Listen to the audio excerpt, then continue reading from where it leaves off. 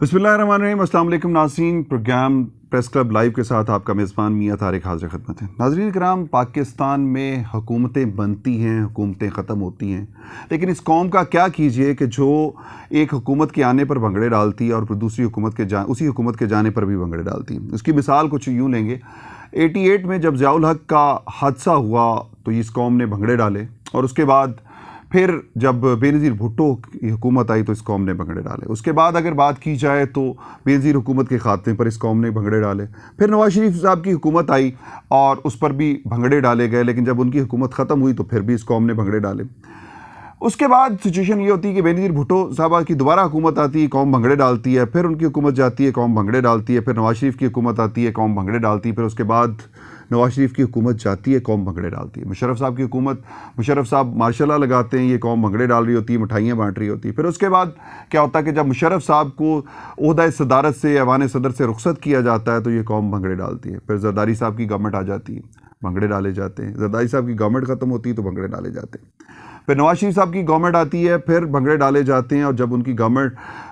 ख़त्म होती है या उनको इक़्तिदार से हटाया जाता है तो ये कौम भंगड़े डालती है। शाहिद खाकान अब्बासी वज़ीर-ए-आज़म बनते हैं, फिर भंगड़े डाले जाते हैं। जब वो ख़त्म, उनकी हुकूमत ख़त्म होती है, फिर भंगड़े डाले जाते हैं। इमरान खान आए, इस कौम ने भंगड़े डाले, और ऐसे भंगड़े डाले कि इस मुल्क की इक़्तिसादी माशी सूरत-ए-हाल काफ़ी बेहतर थी, लेकिन इनके आने के बाद जब सूरत-ए-हाल ख़राब हुई तो ये कौम मातम करने लग गई। अब शायद ये गवर्नमेंट का भी, इस हुकूमत का भी चल चलाओ लग रहा है, और इस हुकूमत पे के जाने के बाद भी कौम भंगड़े डालने के लिए तैयार बैठी है। क्या होगा, क्या नहीं होगा? क्या हुकूमत ने जो सफ़र धमकियों से शुरू किया था, मैं किसी को नहीं छोड़ूंगा, जो एक अपोजिशन में रहते हुए वज़ीर-ए-आज़म इमरान खान ने दावे किए थे, फिर इक़्तिदार में आके भी उनकी तकरीर नहीं बदली, वो आज भी वही तकरीर कर रहे हैं जो कंटेनर पर खड़े होके करते थे। लेकिन उसके बाद अब सूरत-ए-हाल क्या होगी? क्या वज़ीर-ए-आज़म साहब का जो लहजा काफ़ी ख़तरनाक हो गया था, अब उसमें कोई कमी आएगी या बेहतरी आएगी? वज़ीर इत्तलात जो कल तक धमकियां दे रहे थे, आज ये कह रहे हैं कि हुकूमत अगर अपोजिशन अपनी करारदाद वापस ले लेती है तो हम कुछ मामलात को तय किया जा सकता है। लेकिन आज फिर एक और धमकी अमेज़ गुफ्तगू सामने आई है कि जी हम 10 लाख लोगों को इस्लामाबाद में इकट्ठा करेंगे, 10 लाख लोगों को इकट्ठा करेंगे। अपोजिशन कहती है हम 20 लाख लोगों को इकट्ठा करेंगे। तो क्या इस्लामाबाद मैदान जंग बनने जा रहा है? क्या इस्लामाबाद में जो तब्दीली के लिए इक़दामात किए जाते हैं, दोनों तरफ जमहूरियत पसंद क़ुव्वतें हैं, लेकिन ये तसादम की तरफ क्यों जा रहे हैं? ये तसादम पाकिस्तान में कहीं कोई खाना जंगी तो शुरू नहीं कर देगा? एक तरफ जब हमारे चारों तरफ दुश्मन हमारी ताक में बैठा है, सी पैक के दुश्मन सी पैक को तबाह करने पर तुले बैठे हैं, पाकिस्तान के दुश्मन पाकिस्तान को तोड़ने के तगोदो में हैं, पाकिस्तान की मुसल्लह अफ़वाज अपनी जगह पर जो कोशिशें एफ़र्ट्स कर रही हैं वो अपनी जगह, लेकिन उसके बावजूद पाकिस्तान के ख़िलाफ़ जो कॉन्स्पिरेसीज़, जो साजिशें हैं, जो अब से नहीं हैं और जिसके क़याम से लेके आज तक हैं, वो मुसलसल जारी हैं। क्या अब भी कोई ऐसी कॉन्स्पिरेसी तो नहीं डेवलप हो रही, कोई ऐसी साजिश तो नहीं पनप रही कि जो इस मुल्क को तबाही और बर्बादी की तरफ ले जाए, जो इस मुल्क को खाना जंगी की तरफ ले जाए? तो इससे सूरत-ए-हाल में तमाम सियासतदानों की क्या ज़िम्मेदारी बनती है, तमाम ब्यूरोक्रेसी की, तमाम अवाम की क्या ज़िम्मेदारी बनती है, इस पर बात करेंगे। जी नाज़रीन, इस्लामाबाद की ताज़रीन सूरत-ए-हाल के हवाले से हमारे साथ मौजूद हैं सीनियर सहाफ़ी और तज़कियाकार बहज़ाद सलीमी साहब। अस्सलाम वालेकुम बहज़ाद साहब। जी वालेकुम अस्सलाम। बहुत शुक्रिया बहज़ाद साहब, आपने हमारे नाज़रीन के लिए वक्त दिया। ये फरमाइएगा कि इस्लामाबाद की क्या ताज़ा तरीन सूरत-ए-हाल है? हुकूमती चल चलाओ क्या नज़र आ रहा है, या हुकूमत और अपोजिशन तसादम की तरफ जा रहे हैं? क्योंकि हुकूमत ने कहा कि वो 10 लाख और अपोजिशन ने कहा कि वो 20 लाख लोगों को इस्लामाबाद में जमा करेंगे। ये सारा सिनेरियो क्या डेवलप हो रहा है? देखें, वज़ीर-ए-आज़म इमरान खान के खिलाफ जो तहरीक अदम एतमाद पेश हुई है, उसके बाद इस वक्त जो है एक असाबी जंग जारी है, और ये नर्व्स का खेल है, क्योंकि जहां नंबर गेम के हवाले से बात है तो इस वक्त की सूरत हाल ये है कि अपोजिशन ने अब तक जो होमवर्क किया है और जो उनके दावे और बातें सामने आ रही हैं वो काफ़ी कंफर्टेबल नज़र आ रहे हैं। और इस तमाम तर सूरत हाल में वज़ीर-ए-आज़म इमरान खान का गुज़िश्ता चंद दिनों के दौरान जो एक तर्ज़ अमल देखने में आ रहा है कि वो पार्लियामेंट के फोरम से ज़्यादा वो باہر سڑکوں اور سیاسی میدان میں اس ساری صورتحال کا مقابلہ کرنے کی تیاری کر رہے ہیں. تو اس سے ظاہر یہ ہوتا ہے کہ وزیر اعظم جو زیادہ پر اعتماد نہیں ہے، کیونکہ اتحادی جو ہیں وہ ابھی تک جو ہے وہ انہیں واضح طور پر اپنے تعاون کی یقین دہانی نہیں کرا رہے، اور اپوزیشن جماعتوں کے ساتھ اور قیادت کے ساتھ جو راہ و رسم ہے وہ گزشتہ چند دنوں میں وہ بڑھتا ہوا نظر آ رہا ہے. مسلم لیگ کاف کی بات کریں، ایم کے ایم کی بات کریں، آج بھی ایم کے ایم کے وفد کی ایک تفصیلی ملاقات ہوئی ہے پیپلز پارٹی کی قیادت سے، اور پیپلز پارٹی کی قیادت کا یہ کہنا ہے کہ ایم کے ایم کے ساتھ معاملات بہت حد تک فائنل ہو چکے ہیں. گزشتہ روز جو مسلم لیگ کاف کی پارلیمانی پارٹی کا جو اجلاس ہوا تھا، اس کے بعد جو اسپیکر پنجاب اسمبلی چودھری پرویز الہی کی جانب سے پہلی دفعہ یہ جو آن ریکارڈ یہ بات کی گئی کہ شہباز شریف سے ملاقات کسی بھی وقت ہو سکتی ہے، اور اس کے ساتھ ساتھ انہوں نے یہ بھی کہا کہ ہم اپوزیشن کا ساتھ دینے کی صورت میں وزارتوں سے استعفیٰ دیں گے. تو اس طرح جو اب تک کی صورتحال ہے اس میں یہ دونوں اتحادی جماعتیں کلیدی اہمیت کی حامل ہیں، کیونکہ مسلم لیگ کاف اور ایم کے ایم اگر حکومت سے الگ ہوتی ہے تو وزیر اعظم عمران خان اکثریت کھو دیتے ہیں. اس کے ساتھ ساتھ جو اب تک کی صورتحال ہے اس میں چودھری پرویز الہی کا یہی کہنا ہے کہ نہ صرف ایم کے ایم بلکہ جو باپ اور جہانگیر ترین کا حامی گروپ ہے وہ بھی ان کے ساتھ ہوگا، اور وہ کوئی مشترکہ اور متفقہ لاہے عملی طے کریں گے. تو ابھی بھی اس وقت یہاں منسٹرز انکلیو میں شہباز شریف کی رہائش گاہ پر متحدہ اپوزیشن کا اہم مشاورتی اجلاس جاری ہے، جس میں مولانا فضل الرحمان اور آصف علی زرداری، بلاول بھٹو زرداری، شہباز شریف اور دیگر جو قیادت ہے مسلم لیگ نون اور پیپلز پارٹی کی، وہ سب شریک ہے. اور یہی طے کرنے کی کوشش کی جا رہی ہے کہ متحدہ اپوزیشن میں شامل جماعتیں وفاق، پنجاب اور سندھ میں کس پوزیشن میں ہیں کہ وہ مسلم لیگ کاف اور ایم کے ایم کو اکاموڈیٹ کر سکیں. اسی حوالے سے جو آنے والے دن ہیں ان میں یہ ملاقاتیں بھی ہوں گی اتحادی جماعتوں کے وفود کی، شہباز شریف اور دیگر سیاسی جو جماعتیں ہیں ان کی قیادت سے. تو اس میں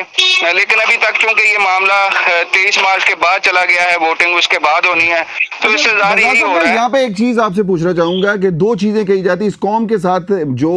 مذہبی کارڈ کھیلا جاتا ہے، تو کیا یہ 23 مارچ کو کے بعد جو 23 مارچ کے موقع پر جو او آئی سی کی ایک وزرائے خارجہ کی کانفرنس ہو رہی ہے، کیا اس کے بعد گورنمنٹ کو کوئی مائلیج ملے گا کہ وہ اپنا تحفظ کر سکے گی، یا اس دوران میں صرف گورنمنٹ جو ہے نمبر گیم تبدیل کرنے کے لیے کوئی اور پولیٹیکل یا غیر سیاسی حربہ استعمال کر سکتی ہے؟ دیکھیں اب تک کی جو صورتحال ہے اس میں جو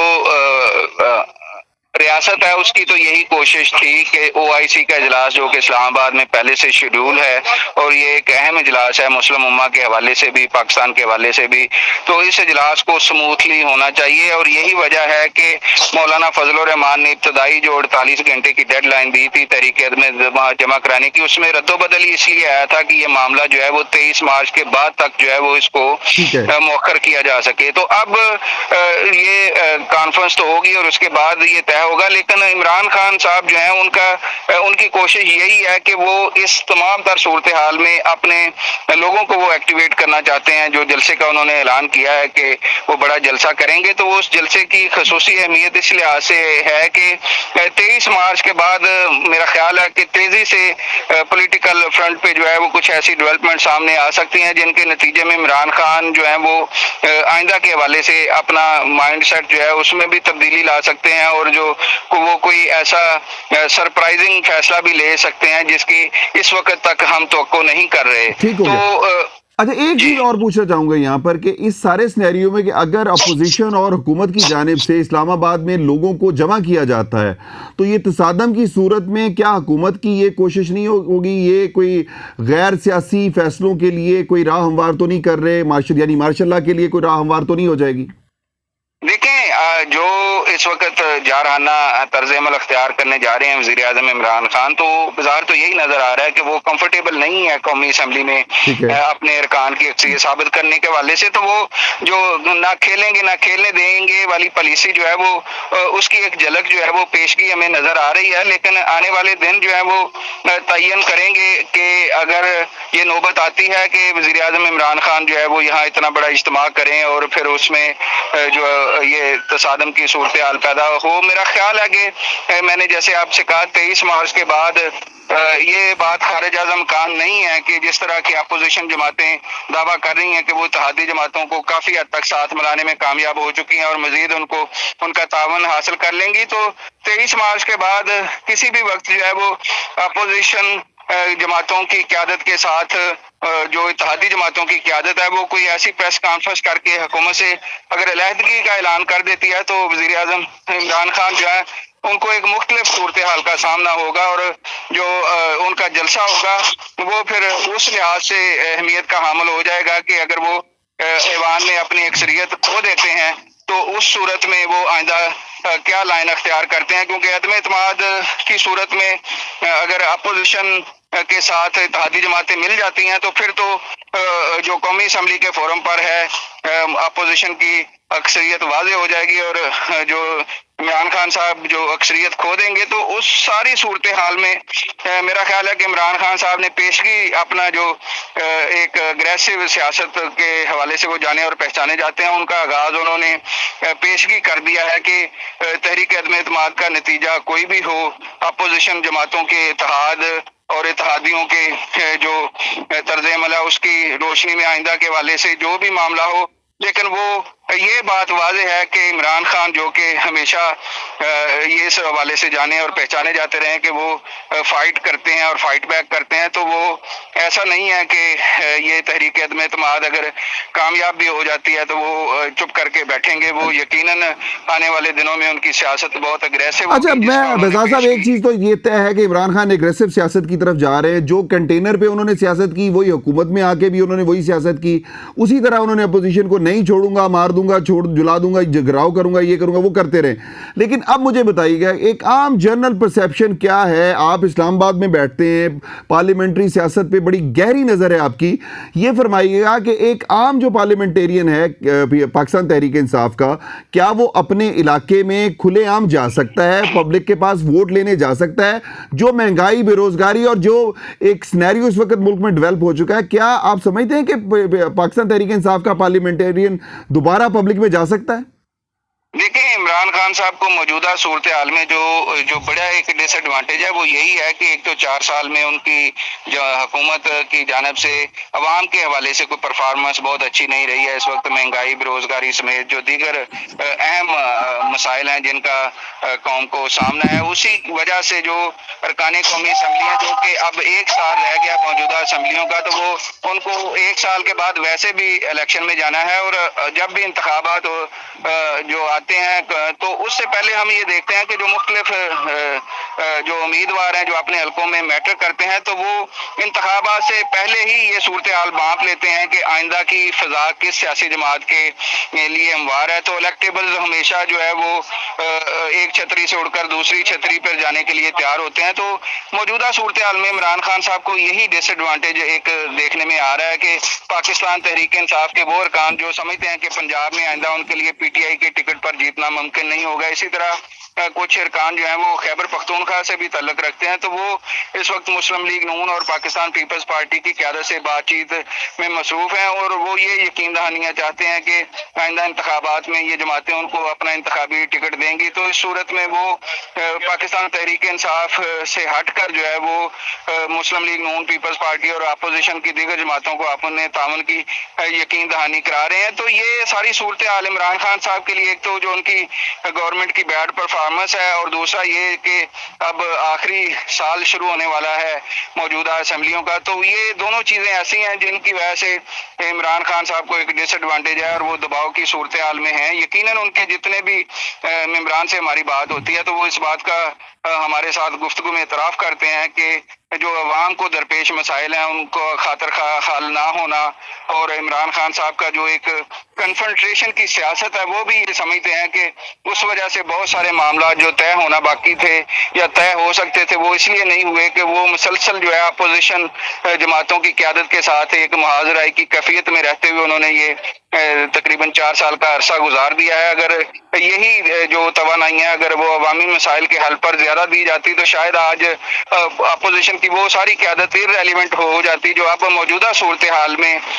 موجودہ حکومت کی بیڈ پرفارمنس اس کی وجہ سے ریلیونٹ بھی ہے، اور قوم جو ہے یہ بھی امید کر رہی ہے کہ جی وہ ان کے مسائل کا آگے جا کے حل کریں گے، اور موجودہ حکومت کے حوالے سے جو عوام میں ایک ناپسندیدگی ہے اور ناراضگی ہے وہ تو واضح ہے، وہ ہم اچھا رضا صاحب آخر میں ایک سوال ضرور پوچھنا چاہوں گا کہ اس وقت جو سنیریو ہے کہ پیپلز پارٹی میں کچھ لوگ جا رہے ہیں، پاکستان تحریک انصاف کے چند صاحب کی واپسی ہو چکی ہے، دوسری طرف علیم خان اور جہانگیر ترین صاحب کی مسلم لیگ نواز کی قیادت سے ملاقاتیں، اور اس کے بعد جو ملاقاتوں کے رد عمل جو سامنے آ رہا ہے اس سے لگتا ہے کہ ایک بڑی تبدیلی اور بڑی واضح قسم کی تبدیلی آ رہی ہے، تو آپ کیا سمجھتے ہیں کہ اس کے کیا امپیکٹس ہوں گے پاکستان تحریک انصاف کی سیاست میں؟ کیا پاکستان تحریک انصاف کی گورنمنٹ میں جو کرپشن کے سکینڈل جو ان کے جانے کے بعد بہت بڑے بڑے سکینڈلز آئیں گے جو ماضی میں ہو چکے ہیں، اور 4 سالہ گورنمنٹ کے دور میں ہم نے نہیں دیکھا کہ قرضے تو بہت زیادہ لیے گئے لیکن کوئی ایسا پروجیکٹ نہیں لگا جو کہا جائے کہ ان قرضوں کی بدولت لگاؤ، لیکن جو کرپشن ہوگی، کرپشن کے جو سکینڈل سامنے آئیں گے وہ میرا خیال ہے کہ اربوں سے کم کا تو کوئی بھی سکینڈل نہیں ہوگا، تو اس کے کیا امپیکٹس ہوں گے؟ یہ جو جہانگیر ترین اور علیم خان کی سیاست جو ایک آگے کی طرف جا رہی ہے اس کو آپ کیسے دیکھتے ہیں؟ دیکھیں، یہ وہ ساری جو آپ نے بات کی ہے عمران خان صاحب کا، وہ ایک کہہ لیں کہ جو ایک ضدی رویہ ہے کہ وہ جو ایک بات ٹھان لیتے ہیں یا کسی کے حوالے سے جو ان کی ایک رائے ایک دفعہ ڈیولپ ہو جاتی ہے تو وہ اس پر بضد رہتے ہیں۔ یہی وجہ ہے کہ انہوں نے جو پاکستان تحریک انصاف کے یہ دونوں رہنما جو ہیں وہ جہانگیر ترین اور علیم خان جن کا آپ نے ذکر کیا، ان کا وفاق اور پنجاب میں حکومت سازی کے حوالے سے بڑا کلیدی کردار تھا۔ انہوں نے لوگوں کو مینج کیا اور آزاد ارکان کو پی ٹی آئی میں شامل کر کے پاکستان تحریک انصاف کی پنجاب میں جو اقلیت تھی اس کو اکثریت میں تبدیل کیا، اور مسلم لیگ نون کو وہاں حکومت بنانے سے جو ناکامی ہوئی وہ اس میں ان کا بڑا کلیدی کردار تھا۔ لیکن دونوں رہنماؤں کو مختلف مواقع پر نہ صرف ناراض کر دیا گیا بلکہ ان کے حوالے سے جو کچھ ایسے سخت فیصلے دیکھنے میں آئے جن کا بظاہر ان کو کوئی زیادہ نقصان تو نہیں ہوا، لیکن ان کی عمران خان صاحب سے ناراضگی جو ہے وہ انتہائی گہری ہو گئی، اور اسی کی بنیاد پر آج جہانگیر ترین اور علیم خان جو ہے وہ ان سے ایک مختلف لائن لیتے ہوئے نظر آ رہے ہیں۔ تو آنے والے دنوں میں یقیناً ان کا بھی ایک اہم سیاسی کردار ہوگا پنجاب میں، جس طرح میں نے کہا کہ اب بلدیاتی انتخابات بھی ہونے ہیں، اور اس کے بعد قومی انتخابات بھی اگر یہ تحریک عدم اعتماد کامیاب ہوتی ہے تو اپوزیشن کا تو یہی کہنا ہے کہ وہ جلدی انتخابات کی طرف جائیں گے۔ تو اس تمام تر صورتحال میں یقیناً علیم خان اور جہانگیر ترین کے جو حامی ارکان ہیں وہ بھی اپنا سیاسی مستقبل سیکیور کرنا چاہتے ہیں، تو اس ساری صورتحال میں وہ بھی اپنی جو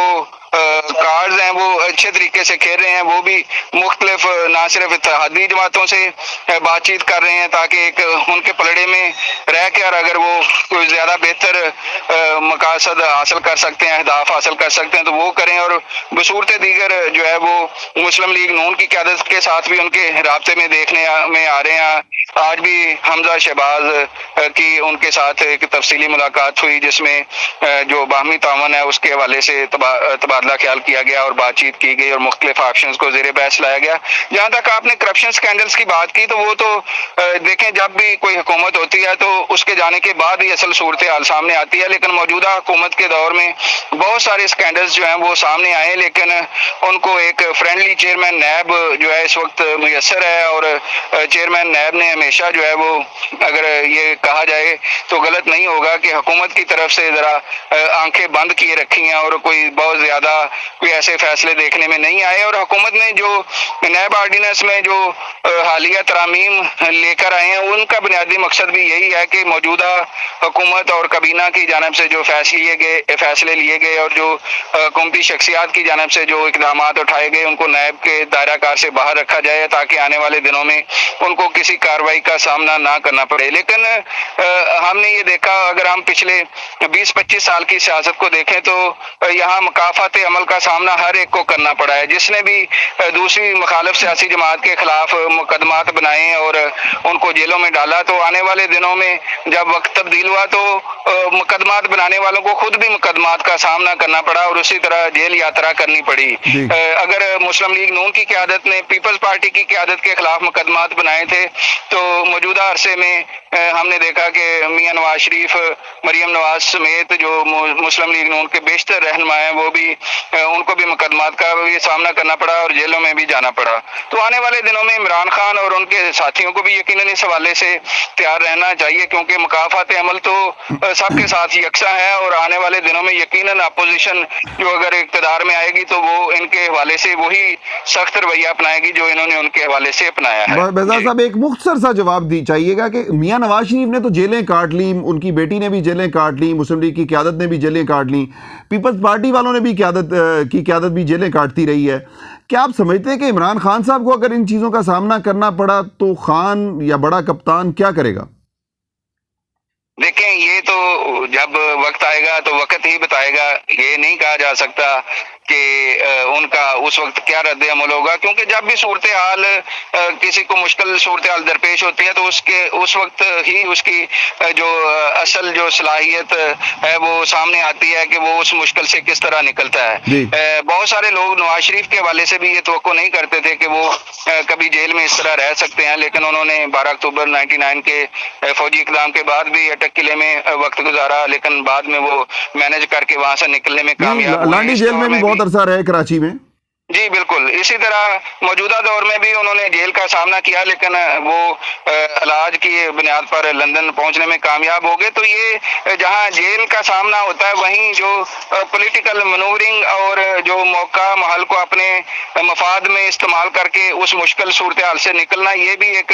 ہم اگر کہیں کہ سیاسی قابلیت اور اہلیت میں شمار ہوتا ہے تو غلط نہیں ہوگا. تو عمران خان صاحب آنے والے دنوں میں اگر ان کو کسی ایسی صورتحال کا سامنا کرنا پڑتا ہے تو یقیناً یہ ان کے لیے ایک بڑی آزمائش ہوگی، اور اس آزمائش کا وہ کس طرح سامنا کریں گے یہ تو یقیناً آنے والا وقت ہی بتائے گا. بہت شکریہ بہزاد سلیمی صاحب آپ کا، آپ نے ہمارے ناظرین کے لیے بہت قیمتی وقت دیا. یہ تھے بہزاد سلیمی، سینئر صحافی، سینئر تجزیہ کار، جو کہ اسلام آباد سے ہمارے ساتھ موجود تھے، جو کہ اس وقت متحدہ اپوزیشن کے ایک خصوصی اجلاس میں بھی موجود تھے، جس کی انہوں نے بات بھی کی کہ اپوزیشن اس وقت بڑے اسٹرانگ پتے کھیل رہی ہے اور اپوزیشن کی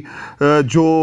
سیاست ہے وہ بڑی کامیابی سے آگے بڑھ رہی ہے، جبکہ عمران خان صاحب اپنی اسی ناکامی کو مد نظر رکھتے ہوئے تھوڑے سے جذباتی بھی ہو چکے ہیں، اور وہ اس سیاست کے میدان کو، اس سیاسی کھیل کو جو ہے وہ